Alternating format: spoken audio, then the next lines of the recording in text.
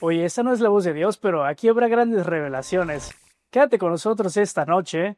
Si eres de las personas que realmente quiere marcar la diferencia, entonces sabes cuán importante es poner atención y foco a lo realmente trascendente. Quédate aquí, hoy, ahora, momento, momento. Este es un buen momento para suscribirte al canal ahora, darle like, compartir la transmisión. Hoy se cuenta con nosotros el profesor William Duarte y Patricia McCarthy del Frente Cívico Familiar y del proyecto Somos México. Y estamos platicando acerca de si en realidad la democracia mexicana está en riesgo, cuáles son los signos que tal vez nos permiten interpretar tal cosa. Así que quédate con nosotros y pon mucha atención. Pues muchas gracias, Patty, William, por estar aquí, por estar en este canal. Pues no sé ¿qué tal si empezamos con esta pregunta? ¿La democracia mexicana está en riesgo? ¿Cómo lo ves? Sí, Gustavo, sin duda alguna. Está, yo creo que en el peor momento de su historia. Eh, Habíamos estado en los últimos años transitando hacia una democracia imperfecta, pero que sí tenía, yo creo que elementos suficientes para llenarnos de confianza en que podíamos tener un México mucho mejor que el que habíamos vivido en el pasado.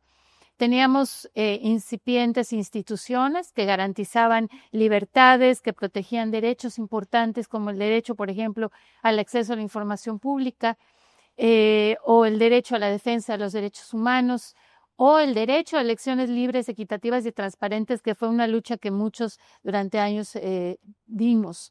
Y sin embargo, lo que estamos enfrentando ahora es un desmantelamiento total de estas instituciones, su cancelación. Y por otro lado, otros elementos muy importantes de la democracia, como el que tengamos verdaderamente la posibilidad de elegir a nuestras autoridades, se están esfumando ya con anuncios como el de la inminente reforma electoral que se avecina. Entonces sí creo que estamos en una situación de alto riesgo a la democracia de la República, y eso es lo que nos debe movilizar a todos para evitarlo. ¿Y cómo lo ves tú? Justamente estaba pensando que es una figura, ¿no? En algunas partes del país, no como aquí, porque aquí como que todavía está medio tranquila la cosa, pero en algunas partes del país las personas han aprendido a identificar ciertas señales, ciertas cosas que ocurren a su alrededor para identificar peligro, ¿no?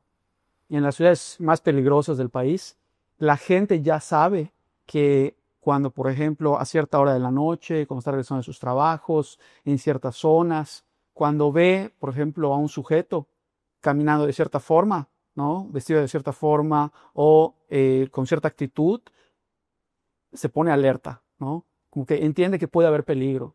Cuando ve, por ejemplo, una moto con dos tipos subidos, como que los están siguiendo, o sea, enseguida ya saben qué es lo que viene, ¿no? Porque han tenido esa experiencia traumática, ¿no? Ok. El problema es que cuando pase en un lugar, por ejemplo aquí en Mérida, en donde eso no suele pasar, no vamos a ver las señales, no nos vamos a dar cuenta. Y ese es el gran riesgo. Contextualmente es lo que está pasando en México. Es decir, las generaciones que vivimos hoy en México no hemos tenido una experiencia traumática histórica de esto que ha pasado pues en otros países, ¿no? En otras partes del mundo. Y que ellos sí estarían pues en capacidad de darse cuenta cuáles son esas señales. Entonces, esa es la gran alarma, ¿no? Y yo no es que haya vivido en otros países o en otra época, pero soy profesor de historia, ¿no? Entonces, me doy cuenta cuando hay señales de alerta, de peligro, que ha pasado en otros países y en otras épocas de la historia y que hoy están pasando y no nos estamos dando cuenta. Entonces, el gran peligro no es una cosa nada más discursiva o narrativa de un grupo o un sector. O sea, ciertamente están pasando cosas que son la antesala de cosas peores y no nos estamos dando cuenta, no estamos teniendo ese sentido de alarma, ¿no? Que deberíamos tener. Pero, Pati, por ejemplo, ¿cómo explicar que está viendo una estadística, no recuerdo el número exacto, pero Latino Barómetro decía en el 2018 algo así que el veintitantos % de los mexicanos estaban satisfechos con la democracia, o sea, el 75% estaban insatisfechos.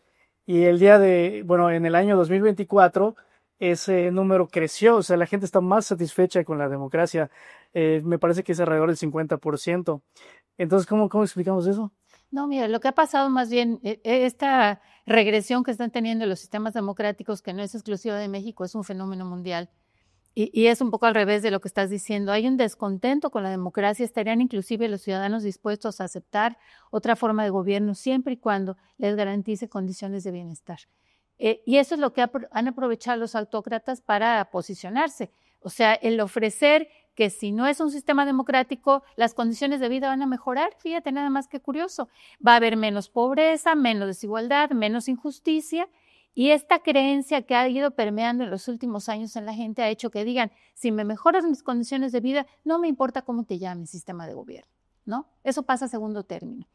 Y esto aprovechan personajes populistas para, a través del ofrecimiento de programas sociales que ni siquiera combaten de fondo el problema, por ejemplo, de la pobreza, pero sí les dan un satisfactor que al menos en ese momento les hace pensar, estoy mejor. No importa que a cambio de ese dinero que recibes tengas que invertirlo el 80% en medicamentos que debería darte el Estado, o que tengas que preocuparte porque la seguridad que también el Estado te debería garantizar no existe. Eso pasa a segundo término cuando la gente ve el dinero en sus manos. Entonces, esto es lo que ha hecho que la democracia, como sistema de gobierno, que efectivamente ha tenido esa asignatura pendiente de tener un combate frontal y eficaz contra la injusticia, contra la desigualdad y contra la pobreza, esté ahora en riesgo. Entonces, desgraciadamente esto ha sido así, pero en vez de combatir eso, en lugar de que la democracia, que al menos nos permitía elegir a nuestros gobernantes, tener elecciones periódicas libres, tener una serie de instituciones que nos ayudaban, en vez de apostarle a que con eso y mejorándolo pudiéramos mejorar las condiciones de vida, en lugar de eso nos estamos yendo con la finta. Y eso es lo grave, ¿no? Eso es lo grave porque este ofrecimiento es ficticio. Los programas sociales no atacan de fondo el problema de la pobreza, sí endeudan al país.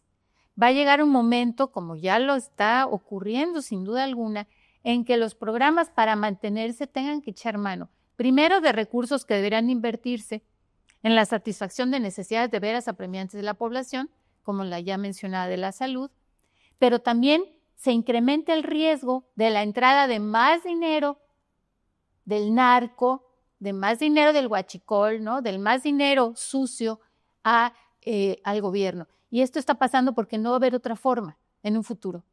Si estás en un país que no genera riqueza porque no generas condiciones de inversión y de desarrollo, entonces, ¿qué haces para mantener estos programas que hacen que la gente crea que le está yendo mejor? Pues lo que haces es usar el dinero. Primero el dinero público, desviándolo de donde debía de aplicarse, y después usando dinero sucio. Eso está pasando en México. ¿Por qué al mexicano de a pie, promedio, le importaría, por ejemplo, decías que pues a lo mejor están dispuestos a sacrificar la democracia y la república por su bienestar, pero ¿por qué le debería de importar a un ciudadano común que haya democracia, que haya república? Pues mira, justamente creo que esa es la gran tragedia que estamos viviendo, ¿no? Creo que en general, no solo a los mexicanos, pero también a los mexicanos, tenemos una idea de que las cosas no pueden mejorar como país. Es decir, estos ideales de que a todos nos vaya bien, de que no haya inseguridad, de que estamos un país de paz, de progreso. O sea, la gente no lo cree. O sea, es cínica al respecto de esto. Y cuando vienen los políticos o los partidos y nos tratan de vender ese discurso, en realidad nadie lo compra, nadie lo cree. ¿Cuál es la posición en la que nos han puesto a muchos mexicanos? Es decir, ya no estoy eligiendo yo entre un partido que nos va a llevar a un lugar mejor y entre otro partido que quizá no pueda hacerlo o no quiera hacerlo, sino que tengo que escoger entre de todos los partidos cuál es el menos peor y cuál, sobre todo, me puede beneficiar a mí en lo particular. Creo que esa es la lógica en la que hemos entrado, o sea, los electores, los votantes, porque no creemos que las cosas puedan mejorar y luego entonces, pues no vale la pena invertir mi tiempo, mi esfuerzo, mi voto, ¿no?, en algo que yo crea que pueda ser mejor. Es decir, lo que ellos han hecho, lo que este gobierno ha hecho, es aprovechar ese cansancio de los mexicanos, esa desilusión, para poder venderles mira, te voy a dar esta lanita. Y para ellos, pues es lo máximo, porque nunca nadie les había dado una lanita así. Y diga, pues me vas a dar esto, es más de lo que me han dado los otros, o más de lo que se puede hacer en realidad. Digo, ellos van a seguir robando, ellos van a seguir, las desigualdades van a seguir existiendo, la pobreza va a seguir, pero si yo tengo este dinerito de más, para mí es suficiente, ¿no? Entonces, el gran problema y la gran solución no es el dinerito que le das a la gente. Y la gran solución no es darle un poco más, ¿no? Porque, como dice Patti, eso es insostenible, ¿no? ¿Qué es lo que tenemos que hacer? Tenemos que recuperar la fe, la esperanza de la gente en que de verdad podemos tener un país mejor. No solo para algunos cuantos, no solo con un dinerito extra, sino transformar nuestras vidas. Es decir, como país, mejorar de verdad. La gente no cree que eso sea posible y por eso se conforma con el que me da esa lanita. Lo que tenemos que cambiar es esa mentalidad de que no se puede, o de que nadie lo va a hacer, o de que nadie está interesado, ¿no? Ese es el gran problema. No es un problema solo de dinero, no es un problema solo de poder, es un problema de mentalidad y de cultura. Por eso es tan difícil, pero no es imposible.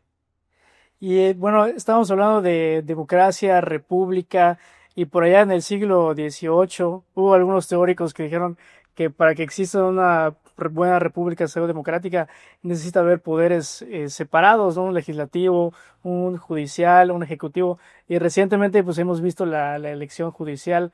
¿Qué representa eso para la salud de la democracia mexicana? No, y para la República, bien lo mencionas, una característica que distingue a la República de otros sistemas de gobierno o de otros regímenes como la monarquía es que una de las cosas que garantizaba que no hubiera abuso de poder era un sistema de pesos y contrapesos que se basaba justamente en la existencia de 3 poderes, ninguno por encima del otro, que tenían funciones específicas dentro del Estado y que ayudaban a mantener este equilibrio.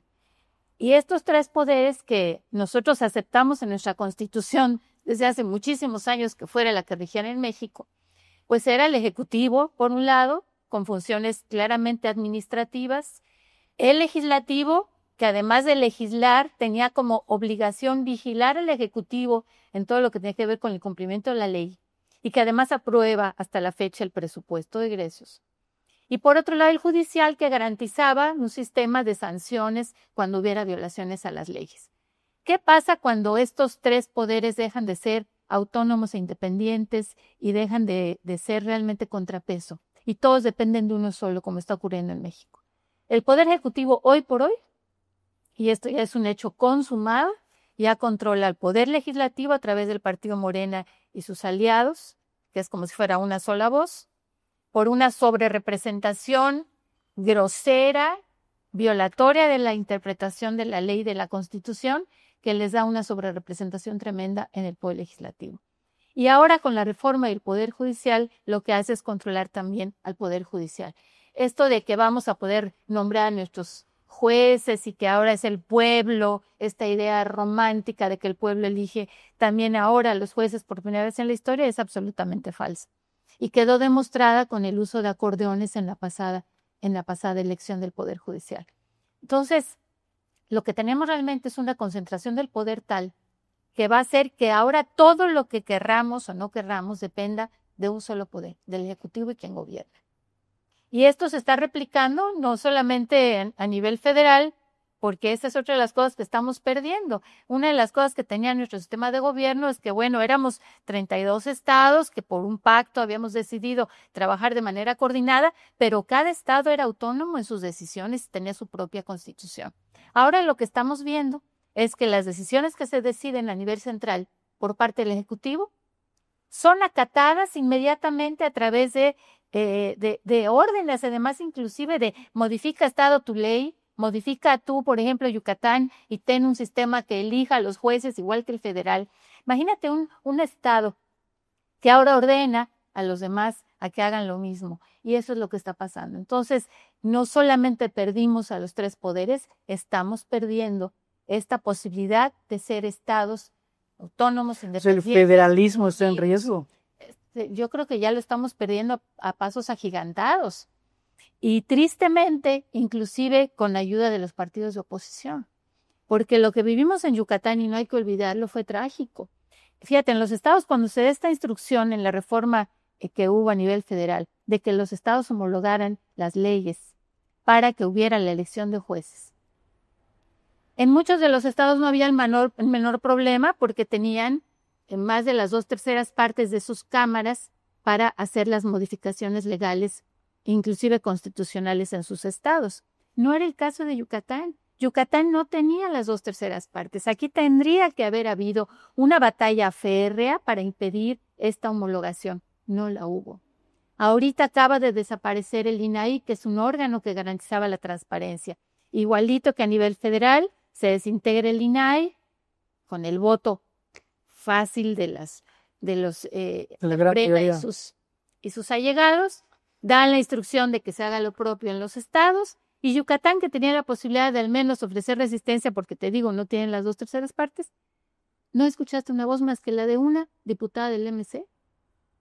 Diciendo, esto no debe de ser. Sí, fue prácticamente unánime, ¿no? Fue... O sea, en Solo una primera votación que no se logró, pero en la segunda, ¿qué acuerdos habrán tomado? ¿Qué hay detrás? Este disfraz de decir es que estamos acatando resoluciones, ¿no? Que nos indican que tenemos que homologar, pero ni siquiera oímos las voces discordantes exponiendo lo que deberían exponer. Entonces, yo creo que estamos perdiendo el federalismo no solamente por este avasallaje terrible del Poder Ejecutivo, sino también porque nuestros opositores están perdiendo esa fuerza, ¿no? Es algo que tenemos que cuestionarnos. Yo creo que todavía podemos dar más batalla. Yo decía, no podemos ceder la plaza, ¿no? Tan fácilmente sin siquiera poner resistencia. Y desgraciadamente esto está pasando. Entonces, yo creo que la ciudadanía se va a ir dando cuenta en los momentos en que quiere ejercer sus derechos y vea que no puede, ¿no? Cuando te toque a ti, en carne propia, ir a un juzgado, querer ampararte ante una decisión de una autoridad y que no puedas, ¿no? En ese momento lo vas a sufrir, y desgraciadamente lo que hemos visto en otros países es que cuando la gente se da cuenta ya es muy tarde. Este es un fenómeno, te digo, mundial, se están ayudando unos a otros, y lo que tenemos que hacer es de veras sentirnos mucho más alarmados por el riesgo de perder libertades que hoy damos por sentadas, como el que estemos aquí, como el que este programa puede salir todavía, al aire, que sea en YouTube. Sí. El día de mañana, multiplataformas. Ni en YouTube, el día de mañana se van a acabar, y lo que sí va a haber, van a ser un montón de programas elaborados. Propaganda, ¿no? ¿No? Con ese fin, pagados con nuestros recursos, además, diciendo una historia falsa. Entonces, la pérdida de las libertades es algo que estamos enfrentando también. Es mucho más que perder un Estado de Derecho donde impera la ley. Pero fíjate qué grave es eso.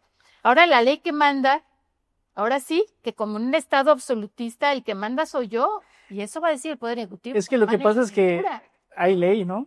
Ahora ese es el problema, ¿no? Pero es la ley que ellos van a hacer, que ellos van a aplicar, que ellos van a cambiar cuando no les favorezca.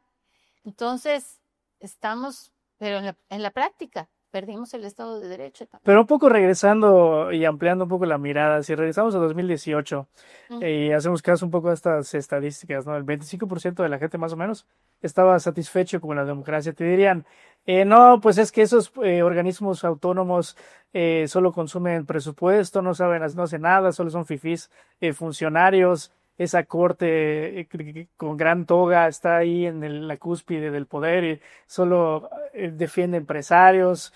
Estos proyectos faraónicos, el nuevo aeropuerto de la Ciudad de México, por ejemplo. Entonces, pienso que desde ahí viene el desencanto, ¿no? ¿Cómo explicarle a esos 60-70% de mexicanos, que es la realidad, es la mayoría, que eso que había a lo mejor no era tan malo? Ahí te va. Y esto no pasa, o sea, no es la primera vez que pasa, ¿no?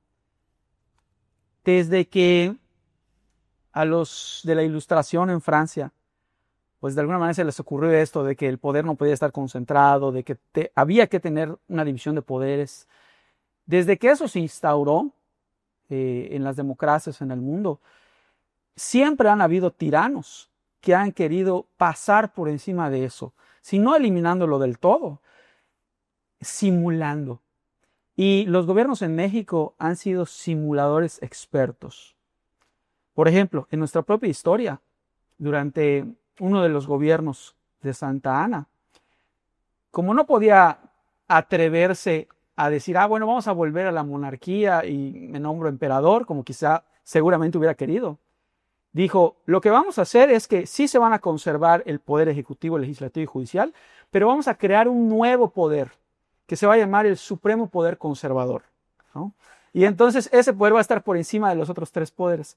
¿Qué es lo que está haciendo? No está eliminando los tres poderes en la ley, los conserva, pero de facto con esta nueva ley lo que hace es que sí los elimina. Y ese tipo de iniciativas me parecen mucho a las de 4T, en donde lo que están haciendo es una serie de reformas que, sobre pretexto de que esto va a estar mejor, lo que hacen es anular todos los contrapesos y lo que hacen es acumular el poder, ¿no? Y claro, mientras exista esta narrativa, este engaño hacia la gente, mira, te doy tu lanita y estamos bien, yo hago lo que quiera, me empodero, y cuando entonces tú te des cuenta que ya perdiste tus libertades civiles, que ya no puedes estar en desacuerdo con nadie, que ya no puedes opinar nada en contra de, ya es demasiado tarde, ya tienen todo el poder. Yo desde hace algunos años pues me he metido a iniciativas ciudadanas para denunciar actos de corrupción o actos de autoritarismo.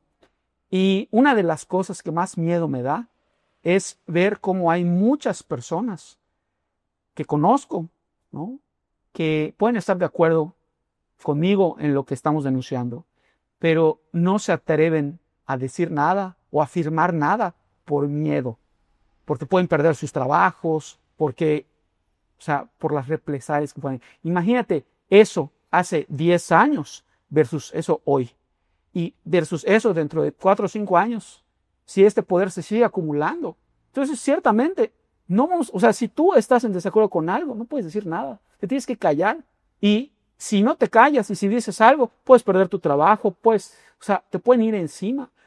Y el hecho de que hoy veamos que el poder ha sido utilizado de esa forma, es decir, el hecho de que un periodista, por ejemplo, pueda denunciar lo que sea y que en vez de que el gobierno responda a eso, se va contra el periodista y lo expone y trata de humillarlo y trata de destruirlo. Esa es una señal de alarma increíble, porque lo que te está diciendo es que el gobierno no está dispuesto a responder a nada ni a nadie, y está dispuesto más bien a utilizar todo el poder del Estado para aplastar a aquel que esté en contra de él o que diga algo en contra suya.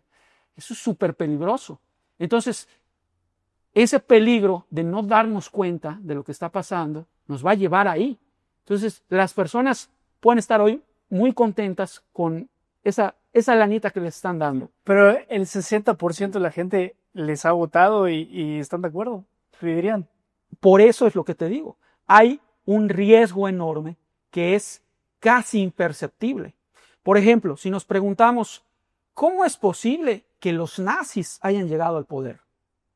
¿Cómo es posible, por ejemplo, que la URSS se haya conformado? Es decir, que los que gobernaron con ley de hierro en la Rusia comunista, hayan llegado a acumular tanto poder, hayan logrado esa dictadura. O en China, por ejemplo, o en todas las dictaduras, siempre uno se pregunta, ¿cómo es posible que, porque muchos de ellos llegaron por el apoyo popular, ¿no? Entonces te das cuenta que hubieron señales, pero la gente no se dio cuenta porque estaba feliz con una cosa o con la otra, y no se dio cuenta que mientras estaban obteniendo algo, estaban aprovechando eso para acumular todo el poder posible, eliminar a todos los contrincantes, para que entonces cuando alguien estuviera en desacuerdo, ya era demasiado tarde, porque ya tenemos todo el poder y nadie que esté en contra nuestra. Y creo que esta es la parte más importante. Yo les doy la razón en parte a ese 70% que dice, no, pues es que antes, yo creo que la comparación no es entre lo que teníamos antes y lo que tenemos ahora, porque creo que siempre hemos estado muy mal representados políticamente.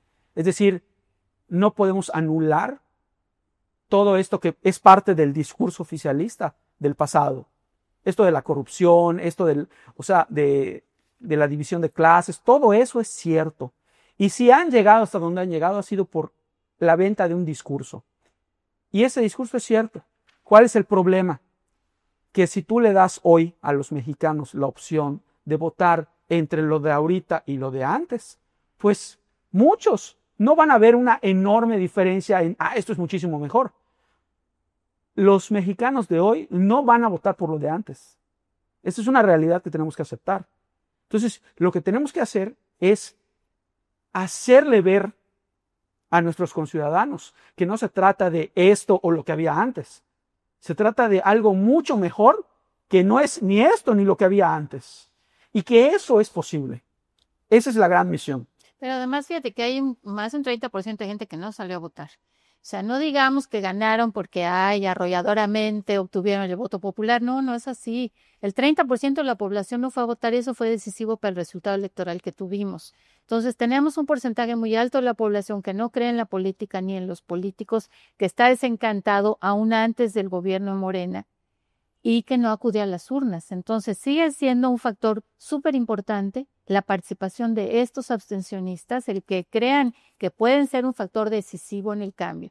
Y por otro lado, el decir que los que votaron, votaron porque se eliminaran los contrapesos, porque se acabaran las instituciones, porque hubiera una reforma del Poder Judicial sería inexacto, porque en ningún lugar en la boleta, ni en la del 18 ni en la del 24 se votó por eso. O sea, el decir voto por ti, te doy carta blanca para que hagas lo que se te dé la gana en mi nombre, no es cierto.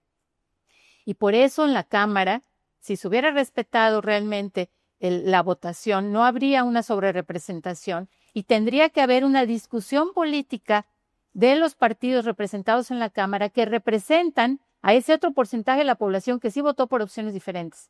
Entonces, en una democracia verdadera, en una república, donde hay un sistema de partidos además fuerte, donde se respetan las leyes, incluyendo la de asignación de diputaciones, lo que tendríamos sería un congreso donde se discuten las iniciativas, donde tiene que haber diálogo, donde tiene que haber acuerdo político, donde se tiene que escuchar la voz de todos los que piensan igual o diferentes a ti. Y de ahí saldrían las mejores leyes. Entonces yo creo que de veras, de manera consciente, la gente no votó porque hagan lo que se les dé la gana. Eso es parte del discurso falso que nos están vendiendo. Y no hay que ser replicadores de un discurso que es falso. Entonces, tenemos que hacer que la gente salga a votar, que esté consciente de lo que representa el voto. En un escenario que el voto va a pesar mucho menos, porque con la reforma electoral que se avecina... Y antes de ir ahí, yendo justo a eso, pues una de las definiciones básicas de democracia es elecciones. Y bueno, libres, equitativas y transparentes. Pati está tomando ¿no? su café en una taza del IFE. Hoy estamos con un INE.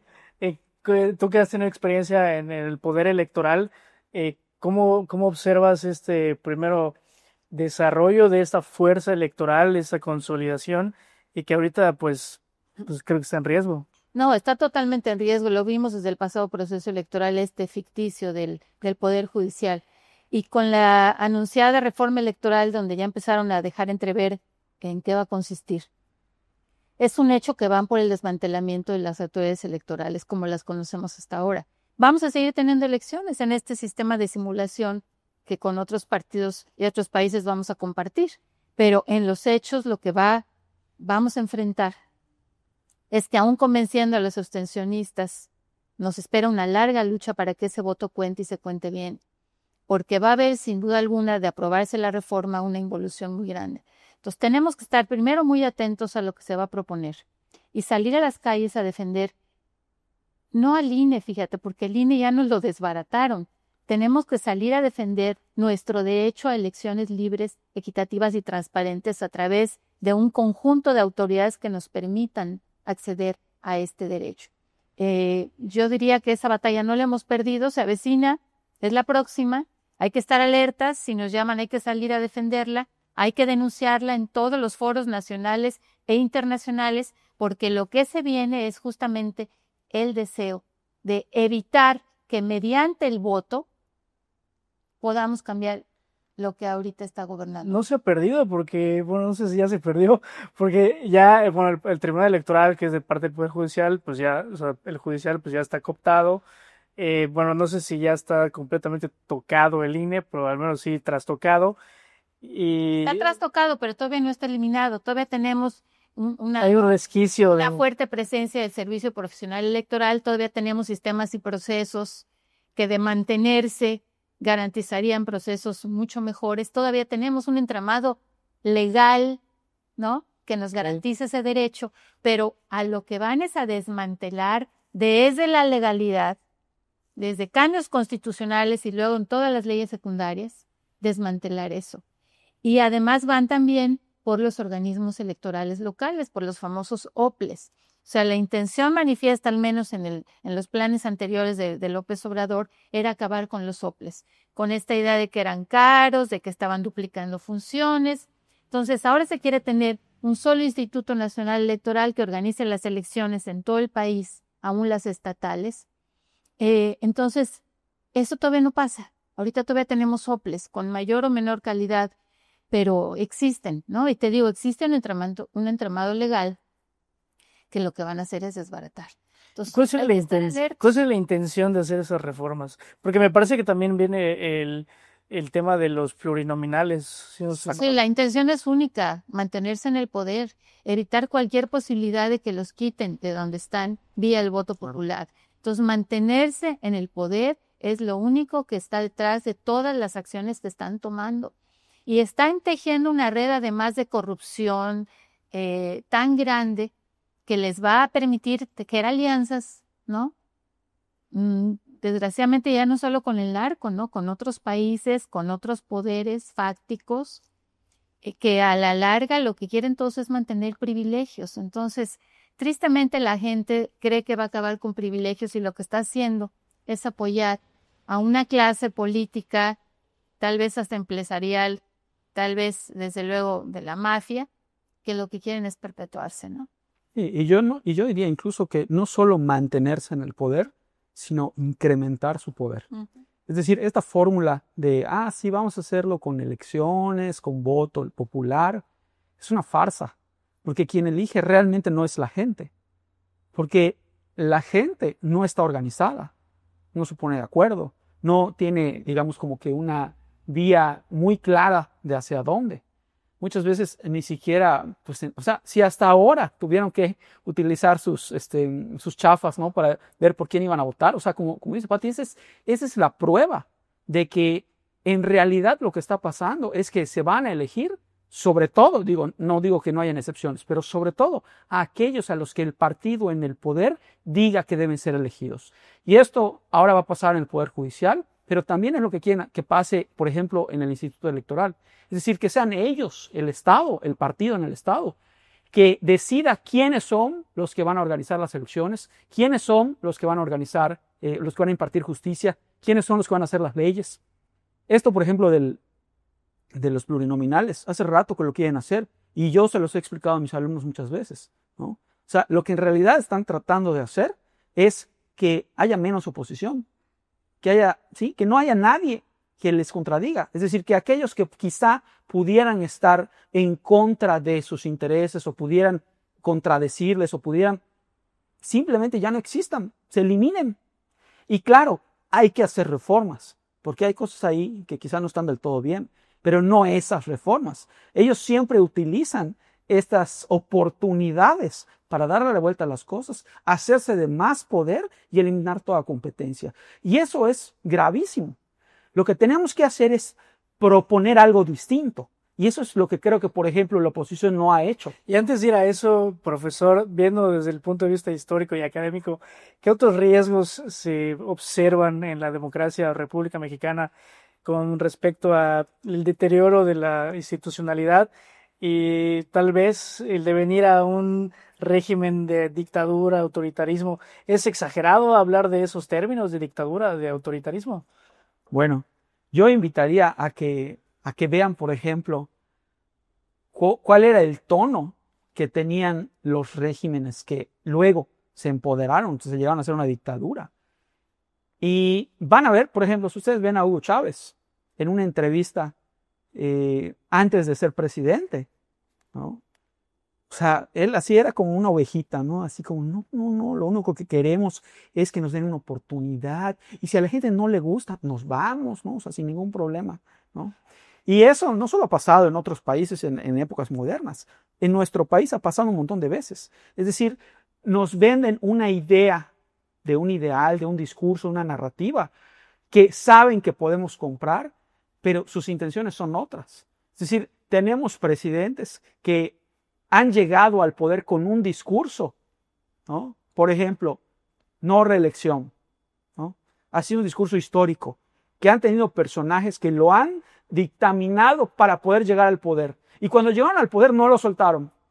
Entonces, contra ellos era el mismo discurso.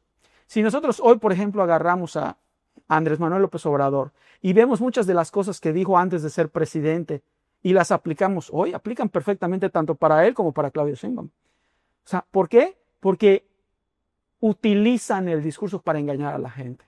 Y esa manipulación solamente es posible cuando tienes el poder, ¿no?, para replicar una y otra vez esta compra de voluntades, este engaño sistemático. Ya decía Joseph Goebbels, por ejemplo, que si repites una mentira 1000 veces se vuelve verdad, ¿no? Entonces, ¿qué es lo que hacen? Lo repiten, hasta que ese discurso quede en la mente de la gente, y esa es la realidad.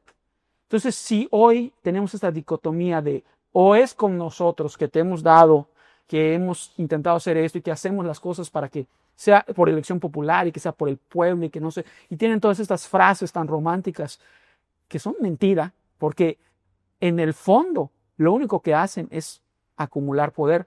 ¿Qué pasaría si nosotros propusiéramos algo que mejorara las cosas, pero que no acumulara poder en un solo partido? Si tuviéramos un equilibrio de poderes, de instituciones, de partidos, ¿qué pasaría? ¿Se negarían? Estoy seguro que se negarían. Y la cosa es intentarlo. La cosa es intentarlo. Es que exista esa opción, esa propuesta. Lo que la gente tiene que entender es que no es lo de ahora versus lo de antes. O sea, lo de antes no lo queremos definitivamente, pero lo de ahora tienen que darse cuenta que hay muchas cosas que no somos capaces de ver porque este es el discurso correcto, ¿no? O sea, este es el lado bueno y así lo hemos configurado. Entonces, en la medida en la que nos demos cuenta de todas estas cosas y sobre todo que como mexicanos nos organicemos para poder ofrecer opciones mejores al electorado, en esa medida la gente va a optar por mejores opciones. Pero esas opciones actualmente no existen. Ese es el problema. Entonces, la cosa es cómo construimos esas opciones. Y el riesgo específico que yo observo que ya se está empezando a manejar en los discursos de la comentocracia es todavía más militarización. ¿Qué podemos decir de ese quinto poder ya o cuarto poder? No sé qué número de poder sea, pero es un poder real, ¿no? Que ya hasta casi los ponen a hacer bacheo. Sí, solo eso falta. La verdad es que han acumulado poder y por eso están tan de la mano, ¿no? Yo creo que ahorita no son un poder independiente, fíjate. Yo creo que están también totalmente subsumidos al Ejecutivo, que van a hacer lo que les digan. Eso les permite mantener esas posiciones de privilegio. Y desgraciadamente los están poniendo en situaciones de mayor riesgo, o sea, van a ser mucho más vulnerables a la penetración del crimen organizado. O sea, esa concentración del poder, el que los pongan a hacer tareas que deberían de ser destinadas para los civiles, lo que están haciendo es poniendo en riesgo a nuestro ejército. Entonces, nosotros vemos con gran preocupación algo que la propia izquierda criticaba en su momento, y que Andrés Manuel y Claudia y todos criticaban, que era la militarización, pues lo que estamos viendo es eso. Y por eso es que las leyes ya fueron cambiadas, la Constitución ya fue cambiada, ahora tenemos una Guardia Nacional que ya depende también del Ejército. En fin, tenemos ya al Ejército en la calle, va a ser difícil meterlo, está cuidando el Parque de la Plancha, está administrando los hoteles del Tren Maya, está construyendo cada vez más cosas. En fin, está haciendo tareas que no le competen y desgraciadamente eso es algo que también es parte de esta situación problemática que tenemos que enfrentar. Y pronto quieren darles candidaturas, ¿no?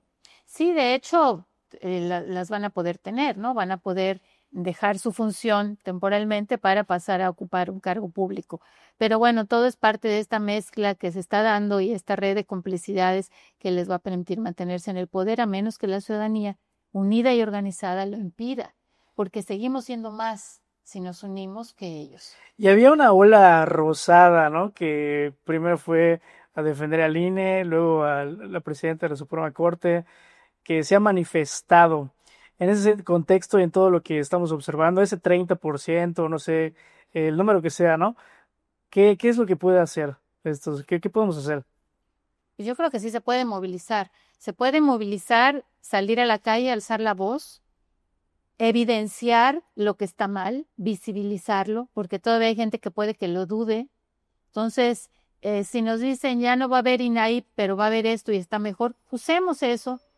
Veamos si de veras es mejor y si no, denunciemos. O sea, yo creo que vamos a tener que seguir dando la batalla aún en lo legal, con los pocos espacios que tengamos. Por eso, ahorita un grupo de organizaciones pidió la nulidad de la elección del Poder Judicial. O sea, le vamos a seguir apostando a la legalidad y si no funciona, pues evidenciarlo y unirnos mucho más, ¿no? Yo creo que en la medida en que salgamos de manera masiva a manifestarnos, las cosas se pueden detener. En el pasado así ha ocurrido, no tiene por qué no ser así, pero para eso requieres un mayor número de personas y esto no se va a dar en la medida en que la gente no sienta, como bien decía William, que esto les puede afectar en su vida diaria. Pero yo creo que es lo que tenemos que hacer, enterarnos, informarnos, movilizarnos, denunciar y hacerlo sin cansancio. O sea, esperar a que el país quiebre para que esos 3,000 pesos ya no te den. ¿O? Yo digo que no, porque No. Porque entonces va a ser demasiado tarde. Es decir, cuando el país quiebre, y es a donde vamos, Y ya cada vez más cerca. Van a seguir haciendo cuando la gente se dé cuenta, dinero. o sea, que el país está cayendo a pedazos, o que ya se cayó a pedazos, y diga, a ver, ¿a quién le vamos a echar la culpa? A ver, ustedes tomaron estas decisiones, nos vamos a ir en contra de ustedes, ya no vamos a poder irnos en contra de ellos, porque ellos van a ser todopoderosos. Y aquel que esté en contra mía, lo aplasto. Y aplasto es una palabra que quizá pueda ser muy conservadora en los contextos de las dictaduras que hemos vivido. Lo importante aquí, yo creo, tiene que ser el que nos demos cuenta a tiempo del peligro en el que estamos. Que no vamos a poder competir política o electoralmente en las condiciones actuales, en donde el dinero y el poder del Estado están al servicio de un partido político en particular, y que básicamente el partido es el Estado, y que poco a poco están anulando y eliminando todo tipo de contrapesos de instituciones de todo tipo, desde transparencia hasta instituciones, por ejemplo, que hacían investigación para saber qué es lo que está pasando en el país. Es decir, nadie puede decir nada que no sea lo que el Estado y el poder dicen. Es sumamente peligroso. Y nosotros hoy tenemos una oportunidad que quizá antes no tenían otros ciudadanos del pasado, que son las redes sociales. O sea, ese es un medio que todavía no controlan, que quieren controlar, pero que todavía no controlan. Y ese tiene que ser el medio a través del cual nosotros podamos comunicarnos entre nosotros, dar la información correcta y tener ideas. Si me preguntaran qué es lo que tenemos que hacer, esta ola rosa, que antes de ser ola rosa, pues digamos fue muchas otras cosas, pero básicamente es una oposición ciudadana a la corrupción en el poder. Que cuando en Yucatán, por ejemplo, era una situación política bipartidista, si tú estabas en contra del gobierno, eras del otro partido.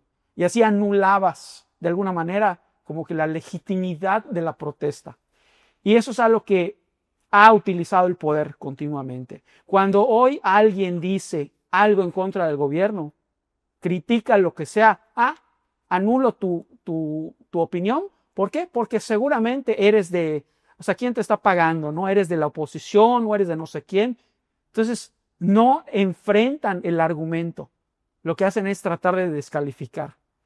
Lo que tenemos que hacer es convencer a la gente de que el argumento es importante y de que esto no es una obra de teatro o una película de Marvel en donde hay unos buenos y unos malos, ¿no? Y si tú estás con los buenos, ¿no? Entonces todo lo que venga de los malos no Pero vale. desgraciadamente sí tienes que dibujar la historieta, ¿no? Porque, discursivamente. No, claro, Pero el punto aquí es que la realidad no es así, o sea, no es como una película de acción en donde hay unos que son buenos, unos son malos, sino que es más compleja. Y aprender a leer esa complejidad es precisamente la característica de las democracias que son maduras. Las democracias que logran que sus ciudadanos quiten a alguien en el poder cuando está haciendo algo mal. Nosotros hoy estamos en un camino en el que esa capacidad cada vez es menor, porque estamos comprando ese discurso de fantasía en donde hay unos que representan todo el bien del mundo y hay otros que representan todo el mal del mundo. Y los que no sean del bien, los que son de este partido, entonces son del otro. Esa dicotomía es una de las características que podemos encontrar en todas las dictaduras.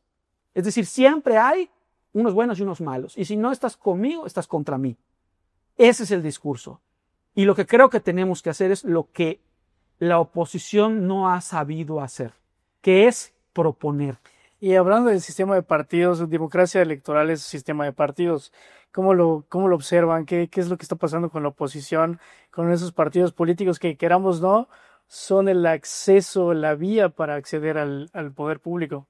Pues están debilitados, sin duda alguna. Están debilitados, no han sabido no solamente mantenerse firmes en muchas de sus ideas, han perdido personajes que han sido cooptados con dinero, con amenazas por parte de los partidos, y eso ha también ayudado a que tengan estas mayorías en las cámaras.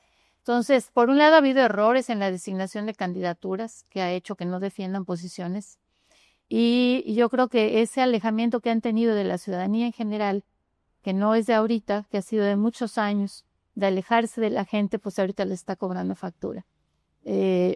Creo que tenemos una oposición débil y una oposición que de cualquier manera ahorita va a estar arrinconada por esta situación de avasalle que hay en las cámaras. Aunque alzan la voz y algunos lo hacen, la verdad es que no trasciende, ¿no? No pasa nada porque de todas maneras la votación va a ser avasalladora y van a perder. Entonces, yo creo que tienen que ir creciendo sus bases. Yo creo que ninguno de los que estamos aquí queremos partidos débiles, al contrario, queremos una posición firme, fuerte, clara en sus propuestas, vinculada, que cree alianzas, que obligue al diálogo, que saque la problemática del país, que entere a otros de lo que estamos viviendo. Y en esa dinámica creemos también que hay que abrir a nuevas fuerzas políticas. No bastan los tradicionales, yo creo que hay un descrédito real, hay un desánimo que es parte de lo que ha llevado al abstencionismo.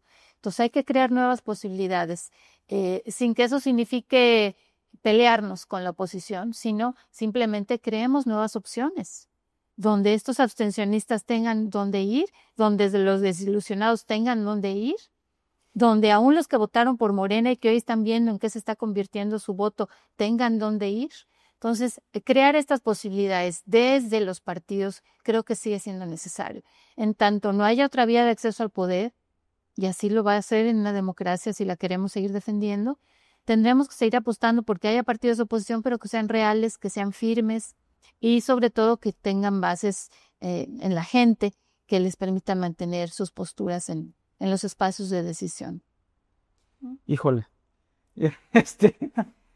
fíjate, si yo tuviera que decirles a los partidos qué es lo que tienen que hacer, o sea, primero que nada, rescato algo muy interesante que en algún momento dijo Beatriz Paredes en el proceso electoral anterior, que es que los partidos, su partido y los partidos de oposición en general, han tenido una historia en el poder y que han habido una serie de errores que han cometido, históricos, conocidos por todos, sobre los que no han dicho nada.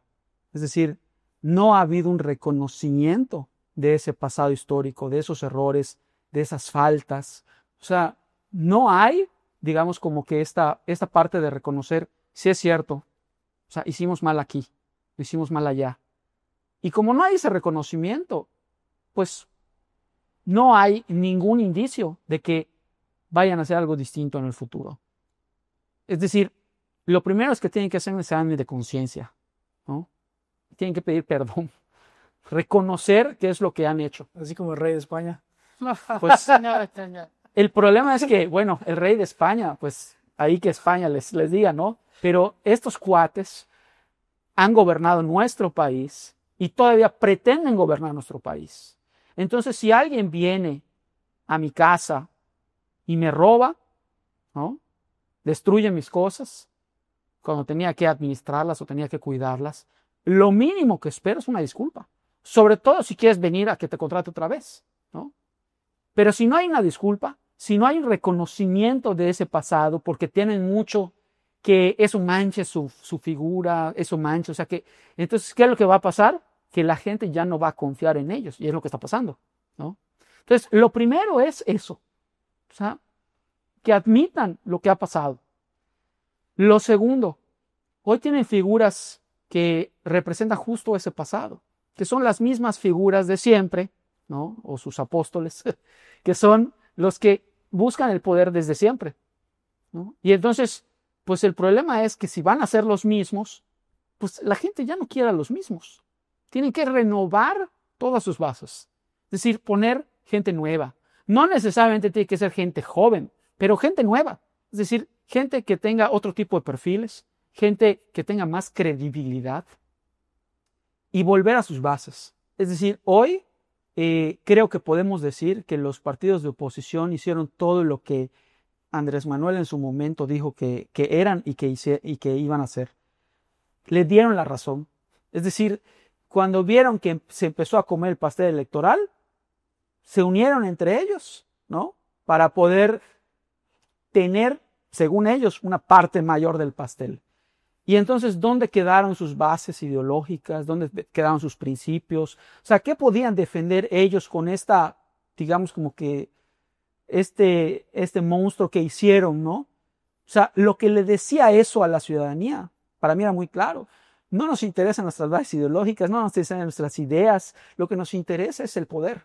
Bueno, ahí sí difiero. Sí, claro, y en eso lo hemos, Difiero en diferentes foros lo hemos, sí. La verdad de las cosas es que cuando ves una amenaza mayor, y yo creo que eso va a pasar ahora, porque si siguiéramos con esta La unidad hace la idea fuerza. de Willy, entonces no va a haber unión de la oposición, y yo creo que es imposible. Ahorita tenemos un enemigo común más fuerte que tenemos que enfrentar, y yo creo que eso es lo que tienes que sopesar en un momento dado. O sea, cuando el mal es mayor, hay que enfrentarlo, y la única forma de hacerlo es unidos.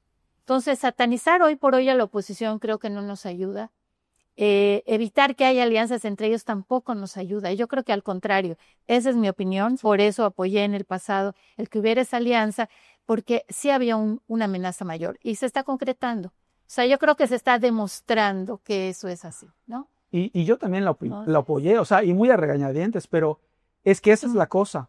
Cuando, Como lo que hay, ¿no? cuando dices, ajá, no hay nada más actualmente, bueno, pues vamos a intentarlo, pero Pero es es que el tema. así es la vida, tienes que trabajar con lo que hay. No, sí, estoy de acuerdo, pero eso de alguna manera también como que nos impide tratar de construir algo que sea mejor de lo que tenemos. Porque si decimos, bueno, si esto es lo que hay, pues es lo que hay que apoyar. Yo honestamente continuaba con la pregunta, ¿no? Yo les diría, bueno, la verdad, en estas circunstancias, a los partidos que han gobernado toda la vida, los partidos de oposición, si no pueden renovarse completamente, pues yo les aconsejaría que se vayan a su casa, ¿no? Y que se dediquen a otras cosas, que se pongan a trabajar. Porque la verdad es que necesitamos otro tipo de políticos. Okay. O sea, necesitamos otro tipo de partidos. Necesitamos gente que no represente ese pasado en el que los políticos pues se sirven de la gente, pues son corruptos, se enriquecen, y utilizan el poder para llevar a sus amigos a puestos políticos, que es lo que siempre ha pasado y de lo que la gente está harta. Y por eso digo, no culpo a la gente por querer alejarse de eso, pero hoy no se dan cuenta que lo que tenemos a cambio es exactamente lo mismo, nada más que con otra cara. Entonces, obviamente, si no hay otra opción, si es lo de ahorita o lo de antes, pues está difícil. Pero si tenemos otra opción, y eso es por lo que decía yo, si en el pasado esos partidos, por ejemplo, no les importa renunciar a sus ideales o lo que sea por tener un cacho más de poder, bueno, ¿qué nos dice eso de él? O sea, el Morena decía, estos cuates son lo mismo, ¿no? Y ellos decían, no, ¿cómo creen? Y se juntan. Entonces, ¿qué mensaje están dando? Sí. ¿Qué es lo que tendríamos que hacer como ciudadanos? decir, bueno, todos aquellos que estamos todavía votando por los partidos de siempre, solo porque son oposición y porque estamos viendo el monstruo que se está formando ahorita con este partido dictatorial, lo que tenemos que hacer es organizarnos para formar nuevos cuadros políticos, nuevos partidos, para formar iniciativas que valgan la pena y que hagan lo que estos partidos no han hecho, que es proponer. Porque los partidos de oposición actual lo único que hacen es criticar. Y claro, esa es su chamba, critican y critican. Pero ¿dónde está la propuesta? Es decir, que propongan cosas que sean factibles, que tiendan a mejorar las cosas, porque eso es justamente el partido en el poder ha podido hacer tanto, porque los partidos de antes no se atrevieron a hacer lo que hacía falta para mejorar esas cosas. Y si queremos tener un futuro político como ciudadanos, es decir, que no haya una dictadura en nuestro país, tenemos que formar un partido que sea nuevo, que proponga cosas diferentes, que solucione los problemas y que no lleve a la acumulación de poder y a una dictadura, que es lo que está pasando. Pati, hablando de eso, tú eres líder aquí en Yucatán del proyecto Somos MX. ¿Qué nos puedes compartir sobre este proyecto? ¿De qué trata? Somos MX trata no de borrar la oposición, y que quede muy claro, porque en ningún momento nos planteamos eso. Yo creo que hay gente que vota a conciencia por esos partidos y yo la respeto sinceramente. Pero creo que sí es importante crear nuevas opciones. Y estas nuevas opciones que vengan desde la ciudadanía, que tengan un perfil más ciudadano y que entre sus propios principios, como es el caso de Somos México, algo importante que ha tratado de plantear son estos diferenciadores. Uno de los elementos diferenciadores es que nadie que sea dirigente o candidato, nadie que sea dirigente va a poder ser candidato. Porque ciertamente una de las cosas que ha ofendido a la población es que los dirigentes se hayan puesto en los lugares primeros en las listas de representación proporcional y eso los ha llevado a dirigir el Senado o estar en la Cámara de Diputados. Entonces, una de las cosas que Somos MX se ha planteado es que nadie que sea dirigente puede ser candidato. Por otro lado, hay una posibilidad real de que los jóvenes puedan tener espacios de representación. Dentro de los documentos básicos de Somos MX se ha planteado que un porcentaje alto, que el 30% de las candidaturas sean para jóvenes. Queremos ser un partido que le dé entrada a esas voces nuevas que necesitamos, pero no solamente a caras nuevas, sino a preocupaciones que a lo mejor nosotros tal vez ya no veamos tan claramente como la ven la juventud. Queremos ser un partido de causas, no un partido, siempre nos preguntan, ¿no? ¿Son de derecha, son de izquierda, son el ex-PRD? Hay del PRD, hay del PAN, hay del PRI, y hay muchos ciudadanos como nosotros que nunca habíamos militado en un partido, pero que ante la emergencia que está viviendo nuestro país dijimos, pues hay que meterle, ¿no? Y créeme que fue una reflexión profunda de decir, es que siempre nos habíamos declarado partidistas, pero llega un momento en que hay cosas que hay que sopesar. Y en este caso, ser un partido ni de izquierda ni de derecha, sino de causas. Si hay, por ejemplo, un grupo de personas preocupadas por el medio ambiente, que tengan cabida sus propuestas dentro de Somos MX. Si hay un conjunto de personas y organizaciones preocupadas por la causa feminista, que tengan un espacio, por la causa agrícola, por la situación del país desde el punto de vista agrícola es verdaderamente preocupante, que tengan un espacio donde ver sus demandas reflejadas. Entonces, ser un espacio abierto. Las madres buscadoras, ellas son las que deberían de estar encabezando las candidaturas y llevando su voz a los espacios de representación. Entonces, en la elaboración de los documentos básicos de Somos MX, se invitó a este conjunto de personas y organizaciones a que hicieran propuestas y de ahí salieron, por un lado, el conjunto de principios que nos rigen o que pretendemos que nos rijan si llegamos a ser partido, y por otro lado también el programa de acción. El programa de acción recoge una serie de demandas, desde luego muy centradas en recuperar cuestiones básicas de las que hemos estado hablando a lo largo del programa, rescatar la república, rescatar la democracia, defender el Estado de Derecho, defender las libertades, luchar por la justicia. Eso desde luego está en los documentos y en el programa de acción, pero también está en un conjunto de causas y de luchas ciudadanas que queremos que tengan eco en los lugares de representación. Ahora, en este país, y ahora más que nunca, crear un nuevo partido es algo muy difícil. Tienes que cumplir una serie de requisitos que están hoy por hoy en la ley, que no son fáciles de cumplir. Aún así estamos lanzándonos a intentarlo, sabiendo que es difícil, sobre todo sin dinero. Pero tenemos que lograr 200 asambleas en igual número de distritos electorales. Nuestro país tiene 300 distritos, al menos en 200, sean los que sean, tenemos que tener asambleas. Y en cada asamblea tiene que haber al menos 300 personas de ese distrito que quieran afiliarse a Somos México. Y por otro lado, tenemos que lograr afiliar a 266,000 personas más o menos. Entonces, esos dos requisitos son fundamentales para que el año que entra, por ahí de febrero, marzo, lleguemos a lo que se llamaría la Asamblea Nacional Constitutiva, donde representantes designados en cada asamblea distrital puedan ir a aprobar ya los documentos básicos definitivos de lo que sería el nuevo partido. Estamos en ese proceso. Estamos ahorita, llevamos 51 asambleas de 200. No está fácil, pero seguimos. En Yucatán ya... En Yucatán hicimos ya la del Distrito 4. Del Distrito 3 hicimos ya un primer intento que no logró cuajar. No logramos el quórum, la vamos a volver a hacer, posiblemente en agosto o septiembre. Y no es raro que no se logre la primera vez, la del 4 la logramos en la segunda vez, porque es una lucha, ¿no? Es una lucha de convencer a la gente de que vale la pena intentar crear un nuevo partido. Y además el que te afilies no descarta que el día de mañana votes o no por el partido.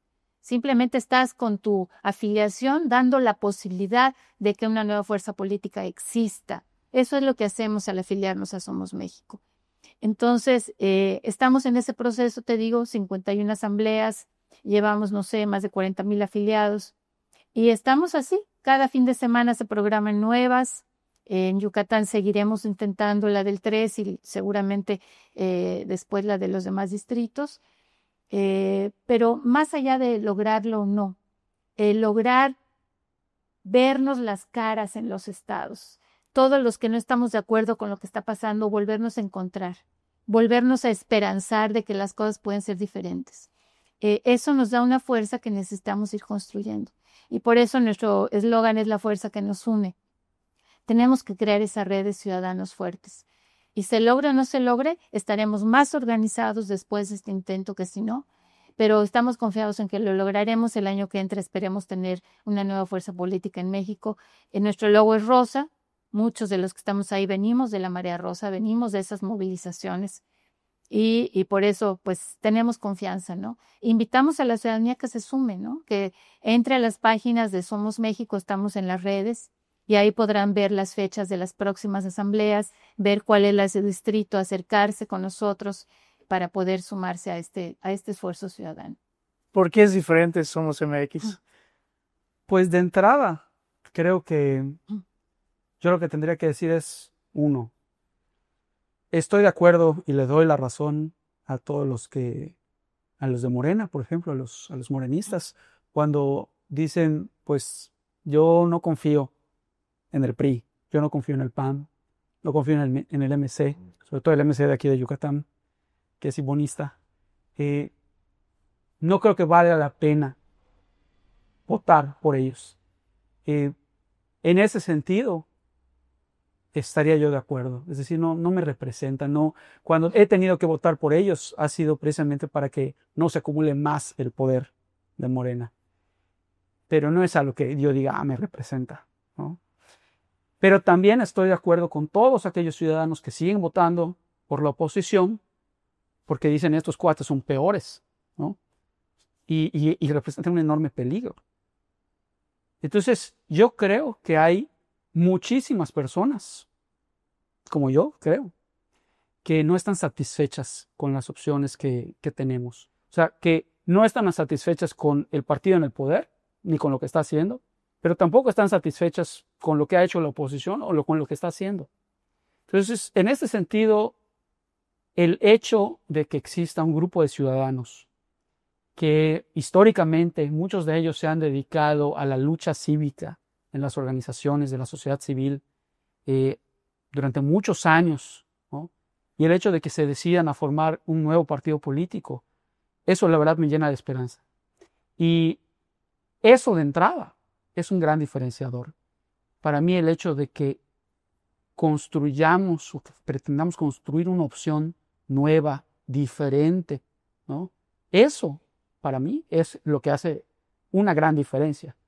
Pero además el hecho de que podamos hacer todo aquello que la oposición no ha sabido hacer, que podamos ser esa oposición y esa apuesta o esa propuesta de gobierno que los mexicanos merecemos, sobre todo esos mexicanos que la neta trabajan muchísimo, que son honestos, que tratan de educar a sus hijos bien, que tratan de hacer las cosas bien, que no se merecen un país como el que tenemos. Creo que hay muchos mexicanos así, que no nos sentimos representados, que nos hemos sentido históricamente a lo largo de nuestras vidas defraudados por los partidos, por los políticos, y que queremos algo mejor. Que no sé qué tantos, pero esa es yo creo la batalla, tenemos que soñar y creer de verdad que es posible tener cosas mejores, que hay personas ahí muy buenas que podrían estar ocupando puestos importantes y haciendo cambios de verdad, que pues hoy no tienen la oportunidad. Y que por el contrario, aquellos que tienen la oportunidad de estar ahí son un poco lo peorcito de nuestro país. Y eso es lo que nos ha mantenido hasta ahora en donde estamos. Creo que yo sí llamaría a que nos radicalicemos en ese sentido, es decir, en el que le apostemos más a algo mucho mejor, que no nos conformemos con lo que hay. Y para mí eso es lo que representa esta iniciativa de Somos México. Partido de causas, no sé si puedes expandir un poquito sobre ese punto, porque, bueno, me da bien en la mente, si viene una causa A que contradice la causa B, ¿cómo conciliar eso? A mí me gustaría introducir y luego... Sí, adelante. De entrada, yo creo que el término de izquierda y derecha ya es obsoleto. Es decir, hay toda una serie de ideas que se relacionan con la izquierda y una serie de ideas que se relacionan con la derecha, que además es contextual, es decir, depende del país en el que estés, depende de la época de que estés hablando. Pero creo que eso ya no representa hoy las necesidades que tienen que ser satisfechas en el mundo actual. Es decir, hoy no hay una derecha que esté bien definida con una serie de ideas definidas, ni una izquierda que esté bien definida.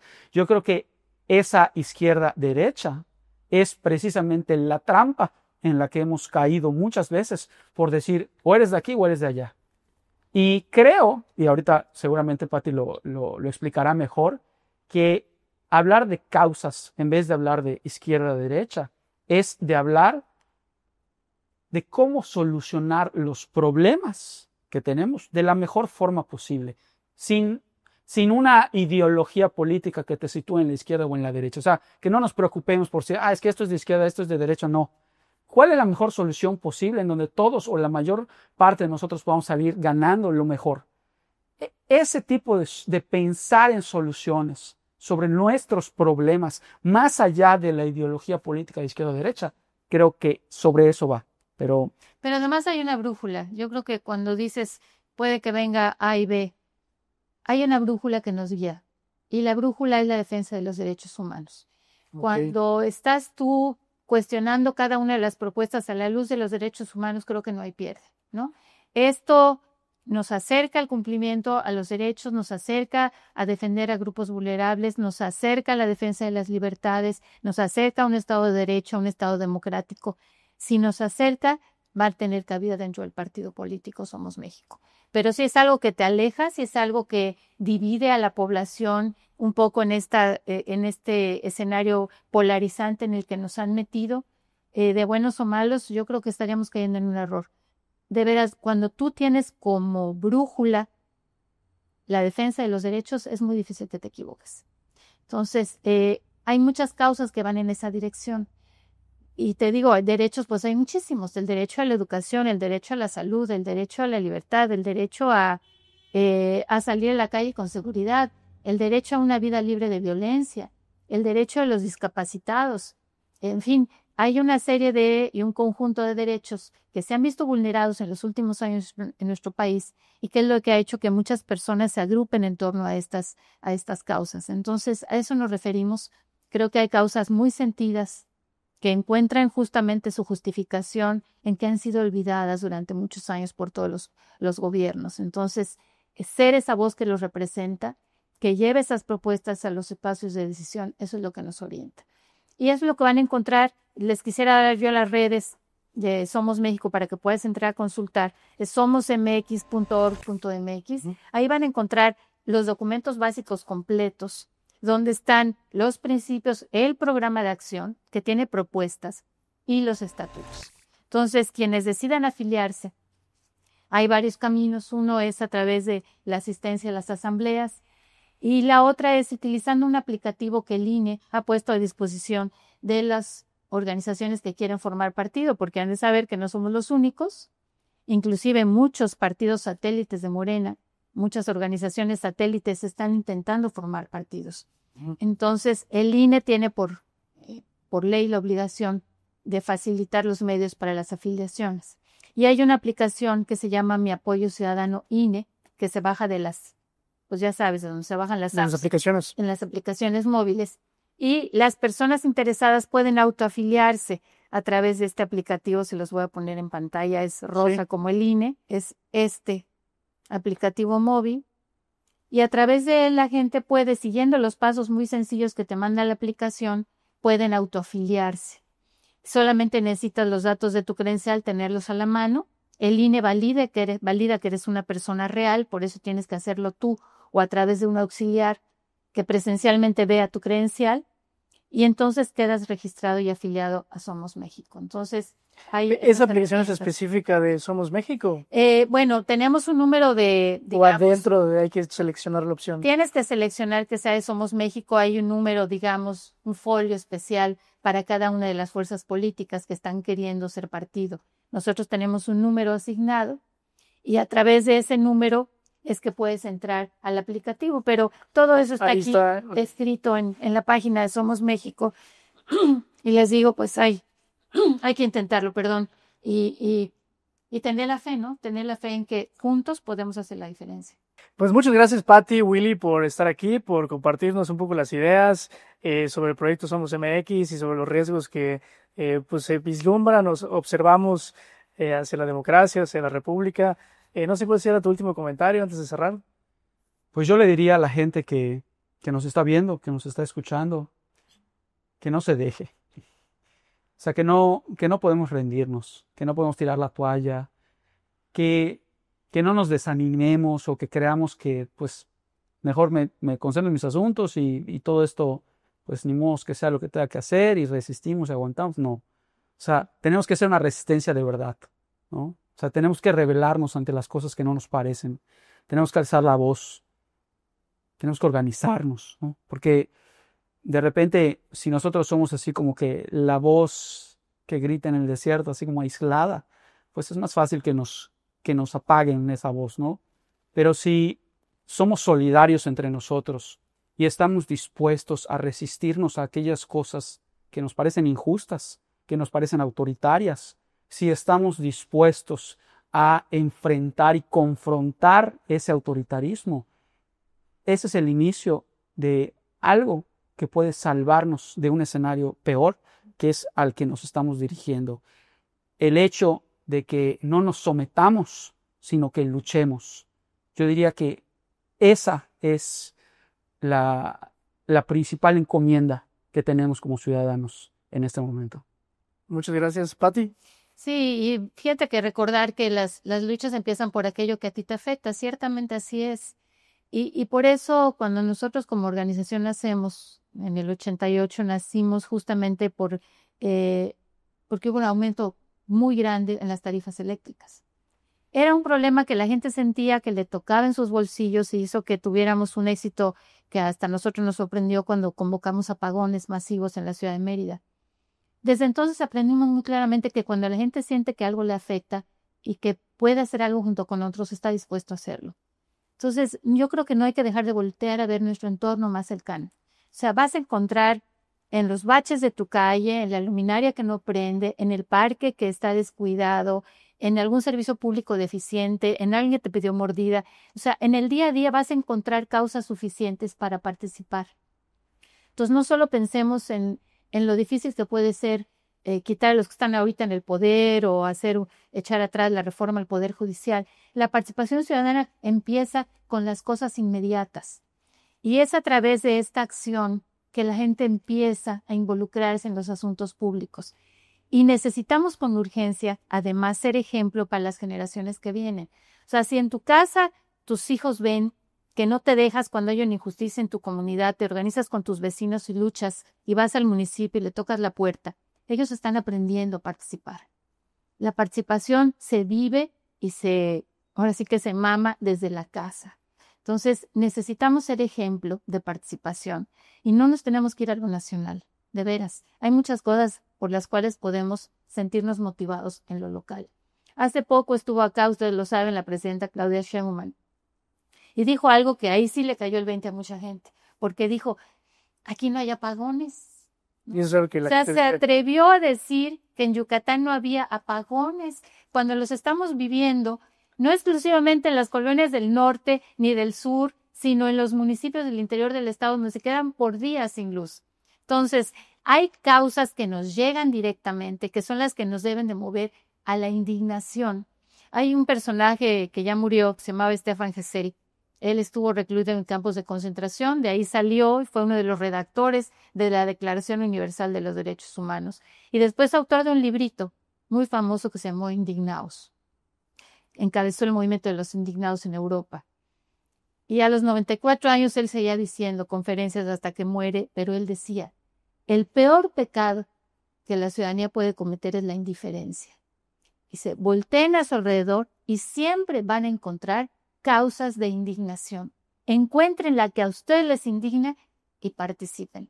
Entonces, yo creo que ese sería el mensaje que yo dejaría para terminar. De veras, volteemos a nuestro alrededor y cuando algo no nos guste, sintamos ese coraje, esa indignación y hagamos algo al respecto. Puede ser la causa política, la causa democrática, pero puede ser algo tan sencillo como luchar por tu derecho a un servicio público de calidad o a un servicio de salud digno. Entonces, encontremos esas causas y unámonos con otros y veremos que a través de los pequeños triunfos que vamos a ir seguramente a cosechar, nos sentiríamos motivados a seguir participando. Entonces, la participación nunca acaba. Los políticos, aún estos que parecen inamovibles, algún día se van a ir. Los que van a quedar son los ciudadanos, los que estamos vivos hoy y los que vienen mañana, nuestros hijos, nuestros nietos, nuestros bisnietos, ellos van a seguir viviendo en la sociedad. Entonces, la participación ciudadana nunca termina, siempre y cuando encontremos esas causas que nos indignan, ¿no? Entonces, busquémoslas. Somos MX, las redes. Esa es una opción, Porque una de varias. opción. ¿Eh? Pues muchas gracias por estar aquí. Si te quedaste acá, gracias por el regalo de tu atención.